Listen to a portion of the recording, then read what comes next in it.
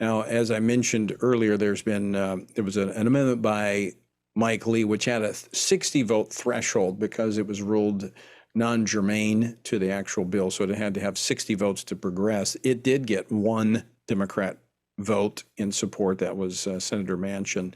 The other two, the Lankford Amendment and the Rubio Amendment, were a simple majority, 51. Of course, no Democrats would risk voting for Lankford or Rubio's because it could pass. Now, we'll see. Rubio's is still open.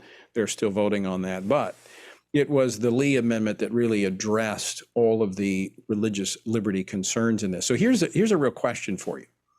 Maybe not for you, it's rhetorical for you. That is, those Republicans, all of them, who supported this, supported these three amendments, acknowledging that there's a deficiency in the underlying bill when it comes to the protection of religious freedom. So they all acknowledge that by voting for these amendments, the Lankford Amendment, the Lee Amendment, and the Rubio Amendment. And again, I'm assuming on Rubio because it's still being voted on. But then if any of these 12 turn around and vote for the underlying bill without these fixes on it, what is that saying? Well, joining me now to give us the latest on this and next steps is Travis Weber, Vice President of Policy and Government Affairs here at the Family Research Council. Travis, welcome back to the program. Thank you, Tony.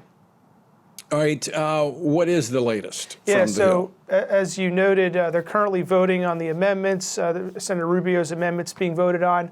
We're going to get a vote on the final bill, which is per the agreement struck as part of this process, a final vote requiring 60 votes to pass, which normally is required for cloture, but we're going to see a final passage vote requiring 60 right after these amendments are finished being voted, the votes finished on the amendments. At that point, the bill will have passed or not passed the Senate, make its way to the House.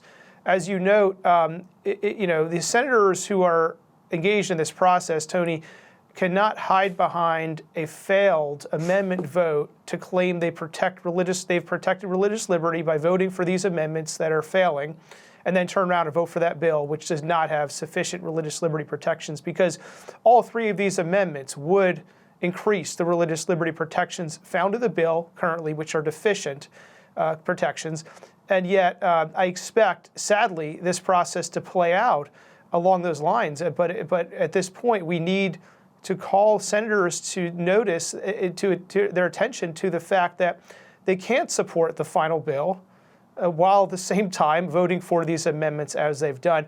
We're currently voting on the amendments now, and after that, there'll be a vote on the final bill. Now, do you find it interesting, Travis, that I go back to when there was discussion of eliminating the legislative filibuster because the president wasn't able to get some of his economic giveaway plans through the Senate. But you had two Democratic senators. You had Senator Manchin of West Virginia and Sinema of Arizona who said, no, I can't support that. They broke with the Democratic Party. And I mean, they were just pummeled. They were treated like lepers. It's interesting that Democrats, they stick together.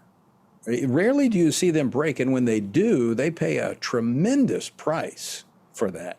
But here, this bill would not pass. It would not pass. Let me be very, very clear about that. This bill would not pass if it were not for 12 Republicans who have supported it thus far, and we are assuming will support it on its final passage. Yeah, absolutely. And they understand. Let's just be clear. There's been no lack of communication about the religious liberty problems with the bill. Senator Lee was very clear in articulating those issues to his colleagues when he circulated a letter outlining why his amendment was necessary to the bill. So every senator is on notice about the deficiencies of the current text. So they can't really say, I didn't know. What they have to say is, I don't believe you. I think the current text protects religious liberty, and there's a lot of flawed arguments flying around right now about how it protects religious liberty, supposedly. Tony, I think it's a sober moment, because I think we're standing at the edge of a decision point in which many, maybe including these senators who are supporting this, will look back years from now and say, what did I do with my support for this bill, which is unleashing havoc across the faith, on the faith community across America. It's going to set in motion a series of events that will aim towards the marginalization of Christians from society because of their beliefs about marriage. Because these are the contested issues of today, and Christians cannot do anything but stand on them. And yet we're seeing Republicans side with Democrats in marginalizing these believers. This is a sad moment, but we must do everything we can to call attention to what's happening and light the way forward. The only aspect of that I would disagree with, Travis, is I don't think we'll have to wait years. I think it's a matter of months, and we will see the fruit of this decision. But as you've pointed out, regardless, we have an obligation to speak truth, to stand for truth, to live out that truth. And so our obedience to God is not determined by whether or not we live in a receptive environment.